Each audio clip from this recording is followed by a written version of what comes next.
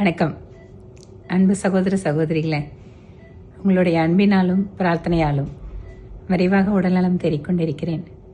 ஓரிரு நாட்களில் உங்களை நேரில் வந்து சந்திக்கிறேன். நம்முடைய தேர்தல் பிரச்சாரம் தொடர்ச்சியாக நடைபெற வேண்டும். எனக்காக கோவை வடக்கு சட்டமன்ற தொகுதியில் தீவிரமாக பணியில் ஈடுபட்டு இருக்கக்கூடிய ஒவ்வொரு சகோதர சகோதரிகளுக்கும், கூட்டணி கட்சியினுடைய நிர்வாகிகளுக்கும், தொண்டர்களுக்கும் என்னுடைய மனப்பூர்வமான நன்றிகள். இன்று மாலை 4 மணிக்கு பாரத பிரதமர் மோடிஜி அவர்கள் பிஜேபியின் பூத் காரியகர்த்தர்களுடன் கலந்துரையாட இருக்கிறார்.